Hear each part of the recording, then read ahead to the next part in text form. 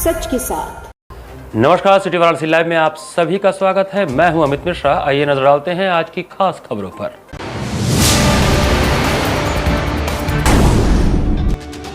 DHO के French विभाग में आयोजित 3 दिवसीय अंतर्राष्ट्रीय सेमिनार का हुआ शुभारंभ। नवनियुक्त नगर आयुक्त अक्षत वर्मा ने संभाला कार्यभार, नगर निगम कर्मियों ने किया भव्य स्वागत। उत्तर प्रदेश सतर्कता अधिष्ठान वाराणसी सेक्टर द्वारा भ्रष्टाचार को लेकर जागरूकता सप्ताह कार्यक्रम। और केरल में बम धमाके के बाद वाराणसी में हाई अलर्ट, मंदिरों आदि क्षेत्रों में चला सघन जांच अभियान। और अब समाचार विस्तार से। उत्तर प्रदेश सतर्कता अधिष्ठान वाराणसी सेक्टर द्वारा सोमवार से भ्रष्टाचार का विरोध करें, राष्ट्र के प्रति समर्पित रहें विषयक जागरूकता सप्ताह का शुभारंभ किया गया। उत्तर प्रदेश सतर्कता अधिष्ठान वाराणसी सेक्टर द्वारा सोमवार को भ्रष्टाचार के संबंध में जनता के लोगों को जागरूकता के लिए उत्तर प्रदेश शासन द्वारा भ्रष्टाचार के विषयगत जागरूकता सप्ताह, भ्रष्टाचार का विरोध करें, राष्ट्र के प्रति समर्पित रहें के संबंध में जन संवाद कार्यक्रम Ashoka Institute of Technology and Management Pahadia के कॉन्फ्रेंस हॉल में आयोजित हुआ, जिसमें मुख्य अतिथि प्रोफेसर बिहारी लाल शर्मा, कुलपति संपूर्ण विश्वविद्यालय थे। कार्यक्रम आदित्य कुमार शुक्ल, पुलिस अधीक्षक उत्तर प्रदेश सतर्कता अधिष्ठान वाराणसी एवं Ankit Maurya, director Ashoka Institute of Technology and Management Pahadia Varanasi के गरिमामय उपस्थिति में संपन्न हुआ। मुख्य अतिथि प्रोफेसर बिहारी लाल शर्मा द्वारा दीप प्रज्वलन कर कार्यक्रम की शुरुआत की गई। विजय मल सिंह यादव, पुलिस उपाधीक्षक उत्तर प्रदेश सतर्कता अधिष्ठान की कार्यप्रणाली एवं उसकी उत्पत्ति के संबंध में बताया गया। तत्पश्चात Ashoka Institute of Technology and Management Pahadia Varanasi के छात्रों द्वारा विकसित राष्ट्र के लिए भ्रष्टाचार मुक्त भारत विषय पर नुक्कड़ नाटक प्रस्तुत किया गया। सभा में सामाजिक कार्यकर्ता ज्योति मिश्रा व प्रतिभा सिंह एवं प्रोफेसर अलका सिंह, बसंता कॉलेज बारमेश्वर मिश्र निरीक्षक सेवानिवृत्त, नंदलाल यादव पुलिस उपाधीक्षक सेवानिवृत्त द्वारा भ्रष्टाचार को खत्म करने के लिए अपने अपने विचार रखे गए। मुख्य अतिथि प्रोफेसर बिहारी लाल शर्मा द्वारा भ्रष्टाचार मुक्त भारत विषय पर अपना विचार प्रकट किया गया। यानी बुरी वृत्तियों का दमन करना, बुराइयों का दमन करना, कुनीतियों का, कुरीतियों का दमन करना। और चौथा गुण है अस्तेय। अस्तेय का मतलब चोरी का भाव न होना। चोरी का भाव न होने का मतलब नहीं है कि किसी का पर्स छीनना चोरी है। चोरी का मतलब जो दायित्व जिस व्यक्ति को दिया गया है, अगर उसको वो ईमानदारी से नहीं कर रहा है तो वो चोरी कर रहा है। अध्यापक अगर ईमानदारी से पढ़ा नहीं रहा है तो चोरी कर रहा है। वाराणसी के नवनियुक्त नगर आयुक्त अक्षत वर्मा ने सोमवार को श्री काशी विश्वनाथ जी का दर्शन पूजन कर कार्यभार ग्रहण किया।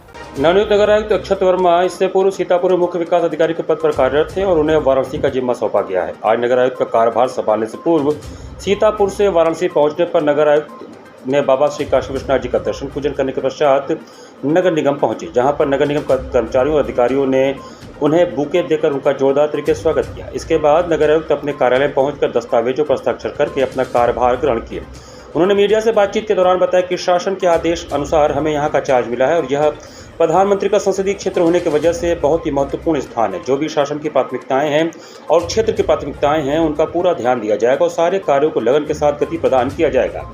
वाराणसी नगर की साफ सफाई, लाइट, पेयजल, सीवर आदि व्यवस्थाओं के साथ आम नागरिक की जो भी जरूरतें हैं उस पर नगर निगम कार्य करने के तत्पर रहेगा तथा वाराणसी सहित पूरे प्रदेश में जिस तरह इस समय सिंचाई रोग पनप रहे हैं, उन पर उन्होंने कहा कि मैं जब बतौर मुख्य विकास अधिकारी सीतापुर रहा था तो सभी नालियों में एंटी लार्वा फॉगिंग और साफ सफाई पर पूरा जोर दिया गया था। वहीं सब कार्य यहाँ पर भी किया जाएगा। इसके पश्चात नगर आयुक्त ने नगर निगम के सभी आला अधिकारियों के साथ बैठक कर उनसे परिचय प्राप्त किया। देखिए, साफ़ सफाई का बहुत महत्वपूर्ण योगदान रहता है संचारी रोग की रोकथाम में। मैं जहाँ से आया हूँ सीतापुर जनपद में मैं मुख्य विकास अधिकारी था, वहाँ भी मलेरिया का प्रकोप काफ़ी था, तो हम लोग ने वहाँ भी बहुत कोशिश की थी कि फॉगिंग और साफ़ सफाई उसको रखा जाए, नालियों में एंटी लार्वल स्प्रे और ये सब किया जाए। तो वही सब फोकस यहाँ भी रहेगा और जो उच्च अधिकारियों के निर्देश होंगे उनका भी अनुपालन किया जाए। सर 2024 आने वाला है और साथ ही मतलब सरकारी काम से लेकर पब्लिक से काम से लेकर अब चुनाव का भी होगा, तो क्या मानते हैं इसको, मतलब क्या जिम्मेदारी मानते हैं? देखिए, अब जैसा मैं पहले कह चुका हूँ, बहुत बड़ी जिम्मेदारी है और उसका पूरी लगन के साथ निर्वहन करने का पूरा प्रयत्न किया जाएगा। फ्रांसीसी अध्ययन विभाग काशी हिंदू विश्वविद्यालय में सोमवार को 3 दिवसीय फ्रेंच इंडोलॉजी का अंतर सांस्कृतिक दृष्टिकोण से पुनरावलोकन विषय पर संगोष्ठी का प्रारंभ हुआ। फ्रेंच लेखक सतप्रेम के शताब्दी वर्ष के अवसर पर फ्रांसीसी अध्ययन विभाग काशी हिंदू विश्वविद्यालय में सोमवार से 3 दिवसीय अंतर्राष्ट्रीय संगोष्ठी फ्रेंच इंडोलॉजी का अंतर सांस्कृतिक दृष्टिकोण से पुनरावलोकन विषय पर आयोजित किया गया।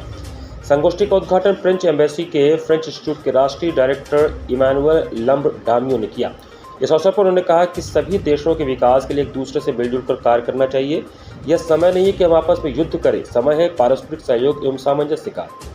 समारोह का मुख्य वक्तव्य विश्वविख्यात भारतीय अध्ययनशास्त्री पद्मश्री मिशेल दासिनो ने किया। उन्होंने कहा कि फ्रांसीसियों का भारतीय विषयों का अध्ययन झूठे विवाद से कमजोर हो जाता है। आवश्यकता है कि हम उसकी सच्ची आत्मा को पहचानें। इस अवसर पर विशेष टिप्पणी करते हुए फ्रांस के सुप्रसिद्ध भारत अध्ययन एवं तिब्बती अध्ययन विशेषज्ञ क्लोद आरपी ने कहा कि समय की मांग है कि हम भारत एवं फ्रांस इन दो देशों की संस्कृतियों का सामंजस्य मिलाकर चलें। ये दो संस्कृतियां एक दूसरे के विरोधाभास नहीं परंतु पूरक हैं। समारोह की अध्यक्षता करते हुए कला संकाय के सीनियर प्रोफेसर माया शंकर पांडे ने कहा कि फ्रांसीसियों ने भारतीय शास्त्रों का घोर अध्ययन किया था एवं इसका उदाहरण है कि हिंदी साहित्य का प्रथम इतिहास फ्रेंच लेखक गास्त्रा द तासी ने 19वीं सदी में लिखा। सेमिनार के संयोजक फ्रेंच विभाग के अध्यक्ष प्रोफेसर अखिलेश कुमार ने कहा कि फ्रेंच लेखक एवं शोधकर्ता मुख्यतः भारत के आध्यात्मिक पक्ष से प्रभावित थे, इसलिए उनका साहित्य भी अधिकतर आध्यात्मिक है। इस संगोष्ठी में फ्रांस, ग्रीस, एलोवेसिया, वियतनाम तथा देश के विभिन्न विश्वविद्यालयों जेएनयू, पौंडीचेरी, मुंबई, चेन्नई, गुवाहाटी तथा देश विदेश के संस्थान जैसे ओरोविल, श्री अरविंद आश्रम के विद्वान सम्मिलित हुए।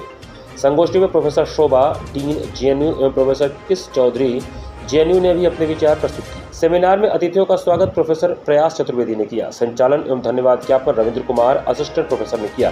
कार्यक्रम में प्रोफेसर मिथिलेश सिंह, प्रिंसिपल अग्रसेन कन्या पीजी कॉलेज, डॉक्टर विद्या चंद्रा इत्यादि सम्मिलित हुए। So please consider this as well. We have a lot of scholarships. We invest 11 crore rupees every year to give 500 scholarships to Indian students to come. Kerala में हुए बम धमाके के बाद देश को हाई अलर्ट पर रखा गया है, जिसके चलते वाराणसी में भी सुरक्षा के कड़े इंतजाम किए जा रहे हैं।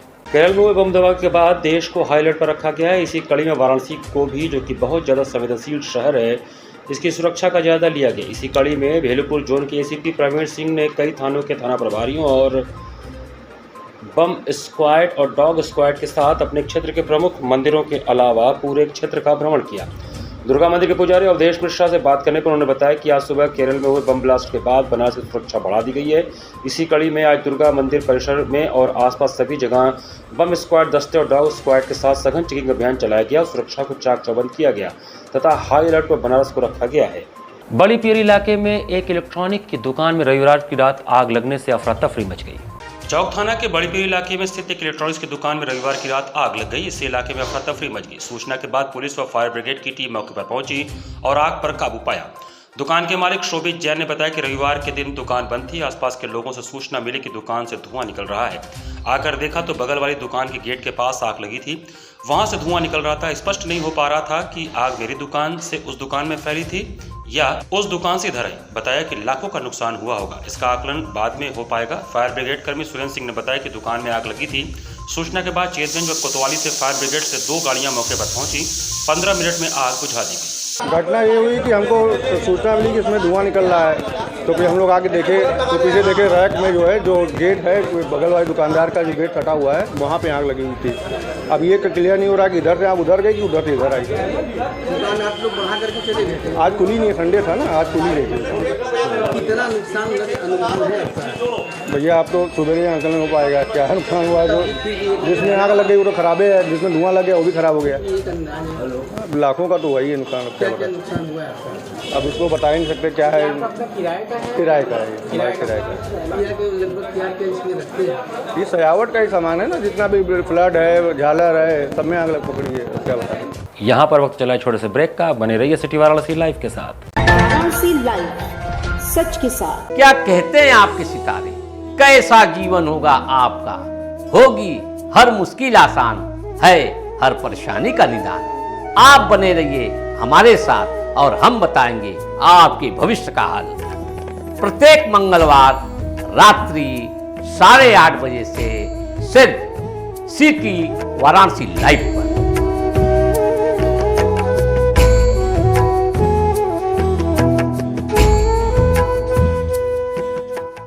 वाराणसी लाइव, सच के साथ। ब्रेक के बाद आपका स्वागत है।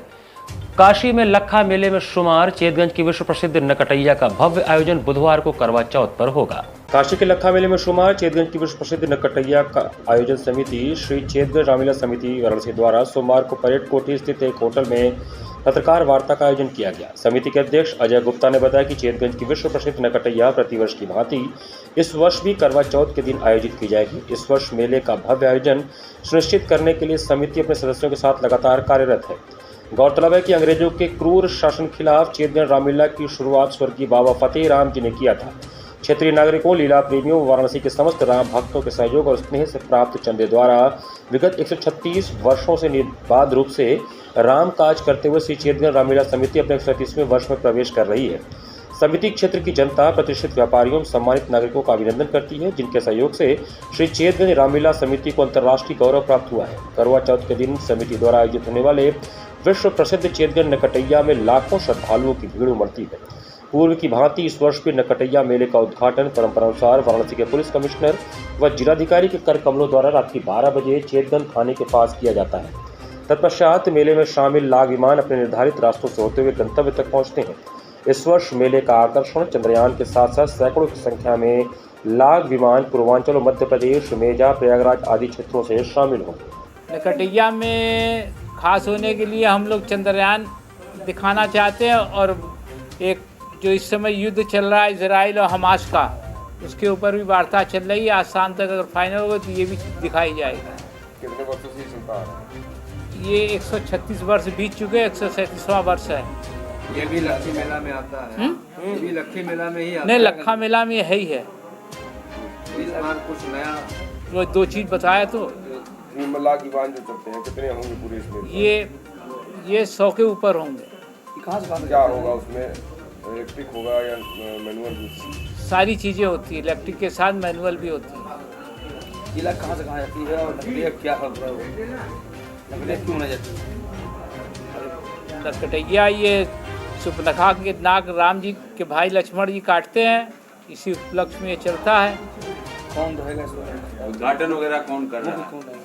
उद्घाटन शुरू से डीएम ने किया, डीएम साहब करेंगे। रविवार की देर रात खोजवा के प्रसिद्ध रामलीला में भरत मिलाप को देखकर हजारों श्रद्धालु भाव विभोर हो उठे। वाराणसी के प्रसिद्ध रामलीलाओं में से एक खोजवा की रामलीला को देखने हजारों की संख्या में श्रद्धालु खोजवा पहुंचते हैं और 1 महीने की रामलीला का मंचन बड़े भक्ति भाव से भाव विभोर होकर देखते और आत्मसात करते हैं।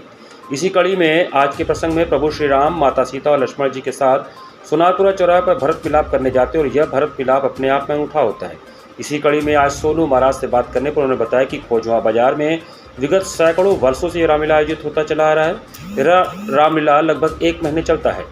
इसमें कई प्रसंग हैं और सबका मंचन होता है। आज लंका विजय को उपरांत भगवान श्री राम भरत जी से मिलने जा रहे हैं, जिसका मंचन सोनारपुरा चौराहे पर हो रहा है।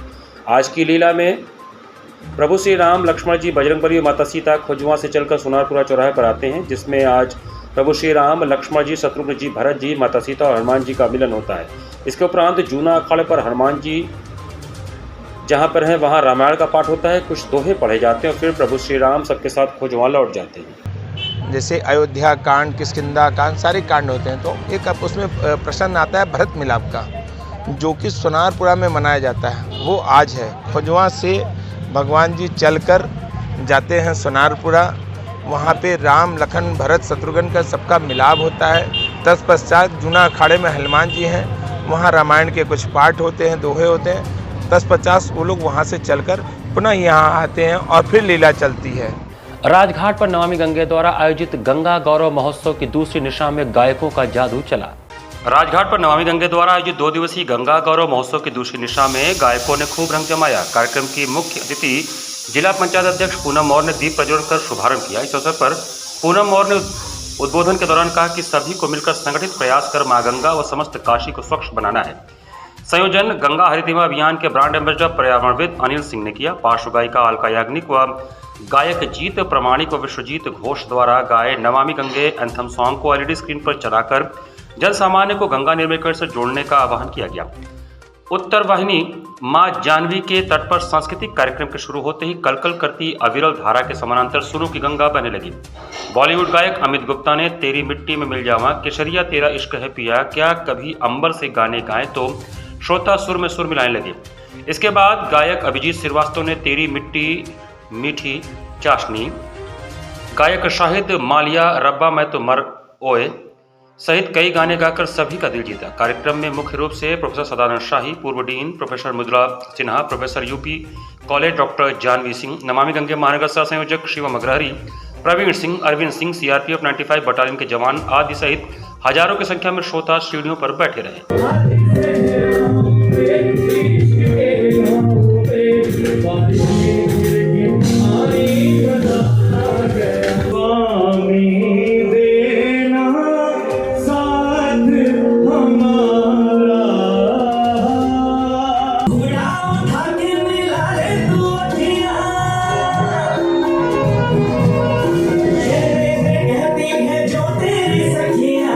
शरद पूर्णिमा के पावन पर्व पर कबीरचौरा स्थित आनंद भवन में अखंड रामायण का भव्य आयोजन किया गया। कबीरचौरा स्थित आनंद भवन में प्रतिवर्ष की भांति इस वर्ष भी शरद पूर्णिमा के पावन पर्व पर भव्य अखंड रामायण का आयोजन किया गया। पिछले 40 वर्षों से अनवरत जारी इस भव्य आयोजन का प्रारंभ 28 अक्टूबर को प्रातःकाल प्रभु राम के दरबार का श्रृंगार करके, विभिन्न देवी देवताओं के फोटो विग्रहों का श्रृंगार करके तथा भोग लगाकर अखंड श्री रामचरितमानस की चौपाइयों का प्रारंभ रामायणों तथा भक्तगणों ने किया।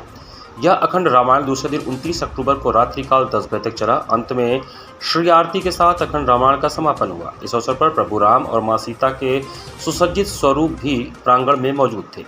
अंत में भव्य भंडारे का आयोजन हुआ। इस अवसर पर मुख्य आयोजक आनंद सहित बड़ी संख्या में कबीरचौरा के निवासीगण उपस्थित रहे। पूरा आनंद भवन का प्रांगण बीच बीच में जय श्री राम के नारों से गुंजायमान होता रहा। शरद पूर्णिमा पर ये हमारे यहाँ मानस पाठ का ये होता है। श्री राम चरित का मानस का पाठ हम लोग कराते हैं। ये लगभग 42 साल से ये होता रहा है। पिताजी ने शुरू किया था और ये अभी आज चल रहा है, आगे इस तरह ही चलता रहेगा। तो ये कल से बैठा हुआ है और आज इसकी पूर्णाहुति कब होगी? आज पूर्णाहुति इसके सामने समथिंग 8:30 के आसपास। उसके बाद फिर भंडारे का आयोजन किया गया है, जिसमें जो सभी सरदारों के साथ जाएंगे। Kashi district body building and fitness association द्वारा आयोजित मिस्टर पूर्वांचल के प्रतिष्ठापरक खिताब को ऋतिक जायसवाल ने जीता। मिस्टर पूर्वांचल के प्रतिष्ठापरक खिताब के लिए देर रात तक चले कड़े मुकाबले में वाराणसी के ऋतिक जायसवाल ने द्वितीय मिस्टर पूर्वांचल खिताब अपने नाम किया। वहीं आदित्य पांडे मिस्टर मसलमैन बने। Kashi district body building and fitness association के तत्वावधान में रविवार को नगवां लंका स्थित तुलसी विद्या निकेतन के प्रांगण में आयोजित स्पर्धा में प्रदेश भर के 250 से अधिक बॉडी बिल्डरों ने प्रतिभाग किया। स्पर्धा में 14वें शेरे बनारस के लिए भी खिलाड़ियों ने जद्दोजहद की, जिसमें आदित्य पांडे को शेरे बनारस का टाइटल मिला। वहीं कुणाल यादव मिस्टर मसलमैन का खिताब अपने नाम करने में सफल रहे। फिटनेस फिजिक स्पर्धा में गोरखपुर के देवेश दुबे और बनारस के रजत सिंह ने बाजी मारी। विजेताओं को ट्रॉफी, नकद राशि, सर्टिफिकेट, सप्लीमेंट सहित अन्य पुरस्कार दिए गए। विभिन्न भार वर्ग में से भी खिलाड़ियों ने प्रतिभाग किया। 0 से 55 किलोग्राम भार वर्ग में संतोष कुमार, 55 से 60 किलोग्राम भार वर्ग में गोंडा के शिवम गुप्ता, 60 से 65 किलोग्राम भार वर्ग में वाराणसी के अली, 65 से 70 किलोग्राम भार वर्ग में वाराणसी के आदित्य पांडे, 70 से 75 किलोग्राम भार वर्ग में वाराणसी के कुणाल यादव, 75 से अधिक किलोग्राम भार वर्ग में ऋतिक जायसवाल प्रथम रहे। इन विजेताओं को भी ट्रॉफी के साथ साथ नगद पुरस्कार, सर्टिफिकेट, ट्रैक सूट व अन्य पुरस्कार प्रदान किए गए। प्रतिस्पर्धा का शुभारंभ मुख्य अतिथि अखाड़ा गोस्वामी तुलसीदास के महंत प्रोफेसर विशंबरनाथ मिश्र ने किया। इस अवसर पर खिलाड़ियों का उत्साहवर्धन करते हुए उन्होंने कहा कि यह स्पर्धा हार जीत से कहीं ज्यादा सतत प्रयास और कठिन परिश्रम के लिए मायने रखती है। इस दौर में खुद को फिट रखना सबसे बड़ी चुनौती है और शारीरिक श्रम इसमें काफी मदद करता है। कार्यक्रम का संचालन अध्यक्ष अहमद फैसल महतो ने किया। आयोजन में मुख्य रूप से महासचिव विकास चौरसिया, कोषाध्यक्ष पवन यादव, मयंक उपाध्याय, कार्पल इंटरनेशनल के India head Arif Siddiqui, advocate Firdausi, Pratap Bahadur Singh, Rajendra, Riyasuddin, Qais Ansari, Sanju Chaurasia आदि रहे। निर्णायक मंडल में मुख्य रूप से चेयरमैन फसरुद्दीन खान, जौनपुर के अवधेश यादव, भदोई के आलम खान एवं वाराणसी के आनंद यादव रहे। 14वां मिस्टर शेरे बनारस बॉडी बिल्डिंग चैंपियनशिप और sickle mister Purvanchal body building championship चल रही है और इसमें लगभग 200 के ऊपर प्लेयर पार्टिसिपेट कर रहे हैं और ये गेम अभी चल रहा है। और इस गेम में 6 ग्रुप बॉडी बिल्डिंग डिस्ट्रिक्ट में है, 6 ग्रुप बॉडी बिल्डिंग पूर्वांचल में और एक मेन फिजिक में। सब में बेस्ट ऑफ 5 को चुना जाएगा और ये गेम अभी चल रहा है और इसमें प्लेयर्स पूरे पूर्वांचल से आए हुए हैं, जो बनारस, भदोई, जौनपुर, आजमगढ़, बलिया, मिर्ज़ापुर सभी जगह के प्लेयर्स पार्टिसिपेट किए हैं और ये प्लेयर अभी जो पार्टिसिपेट कर रहे हैं और ये अच्छा गेम चल रहा है। इसी के साथ सिटी वाराणसी लाइव का यह संस्करण वहीं समाप्त करते हैं। मुझे दीजिए आज्ञा। नमस्कार।